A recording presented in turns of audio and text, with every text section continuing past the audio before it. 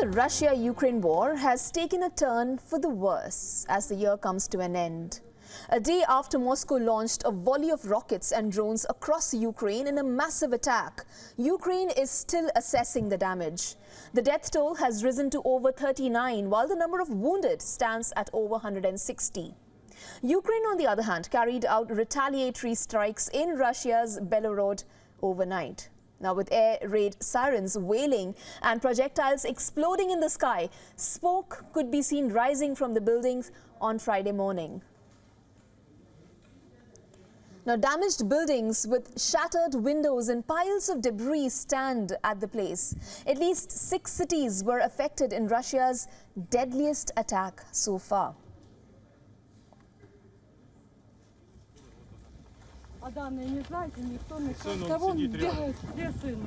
Сидит на земле.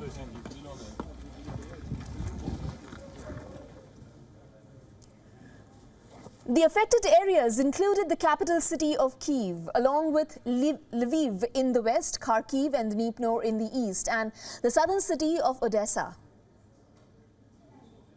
Ми всі поприсідали, почули вибухи, трішки волною дало в груди.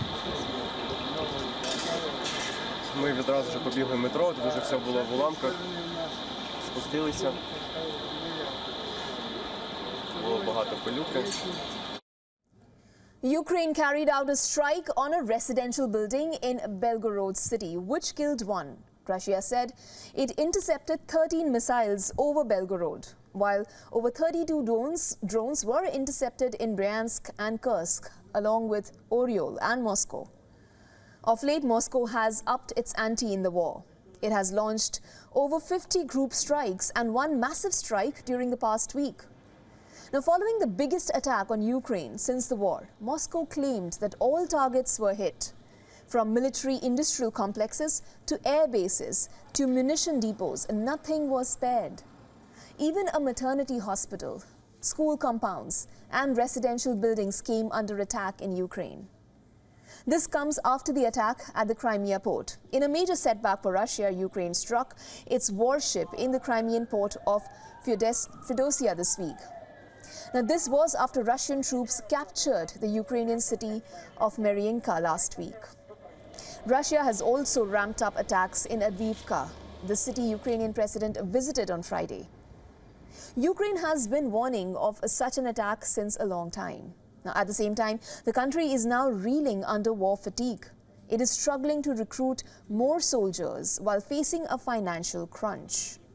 It has been urging its Western allies for more support. In the wake of this shocking attack, Western countries pledged support to Ukraine while condemning the explosions. UK is sending 200 air defense missiles to Ukraine. London has so far committed $5.9 billion in military aid to Kyiv, while the US President Joe Biden said the attack is a stark reminder that Russian president is committed to destroying Ukraine.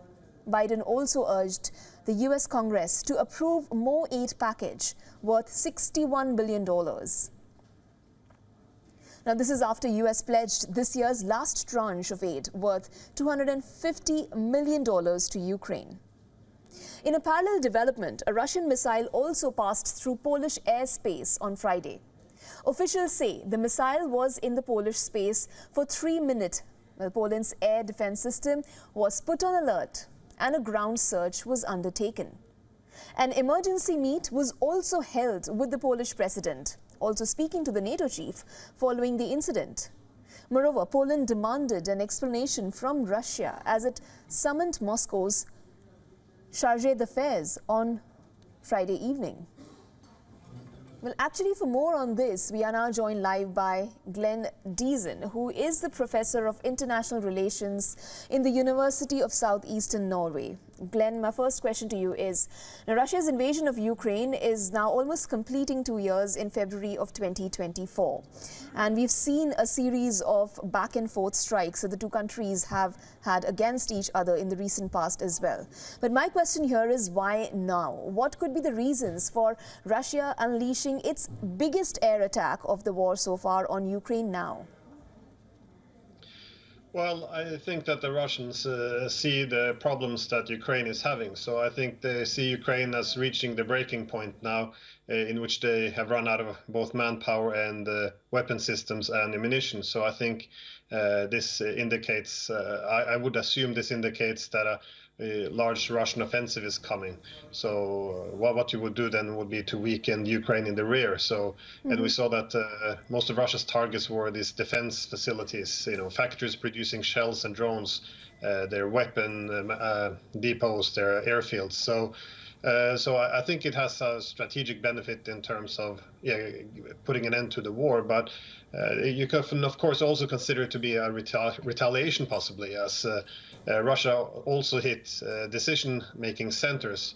According to unverified reports, some of them hosted NATO officers as well. So I guess on one side they see NATO escalating by sending F-16 and long-range weapons to attack Crimea. So I think that this could be a way of Russia find a way to respond.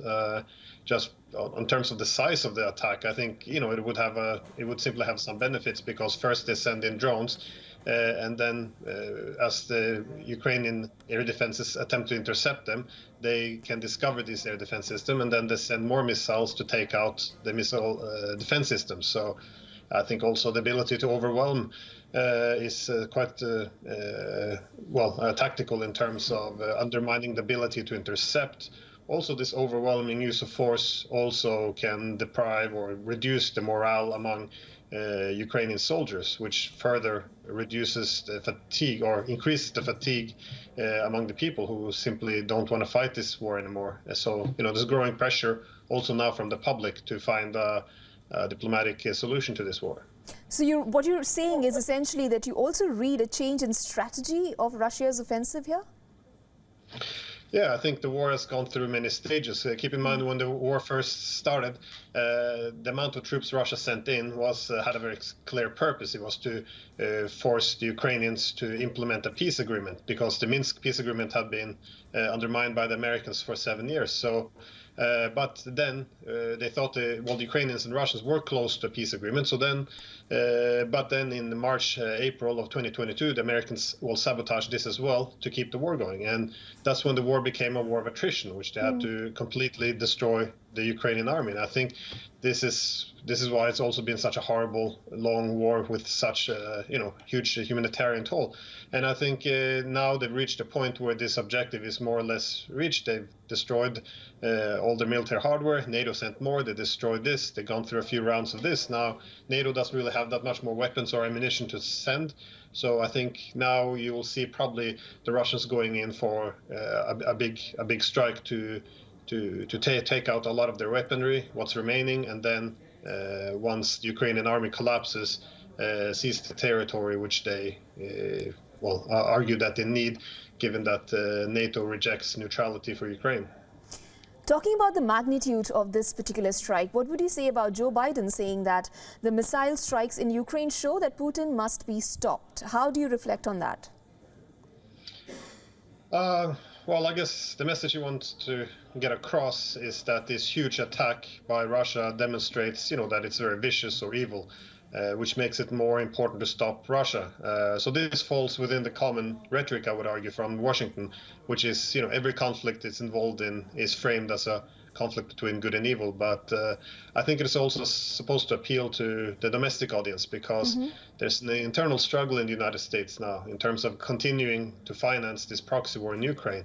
So it's important then to convince the other side. But again, it doesn't really matter if Russia's doing poorly or well on the battlefield. The response by Biden always seems to be more weapons and more wars. So again, this has been going on for so many years now, when all diplomacy and negotiations have been rejected, and the solution is always to send more weapons, even when it becomes evident that the Ukraine is, there might be a pending collapse coming. So I wouldn't put too much weight on it, but I think that this would be the main objective, to try to sell an extension of the proxy war by saying that the size of the attack would be, suggest that this would reflect how evil Putin will be, I guess. So it's unfortunately there's still no talks of diplomacy. So.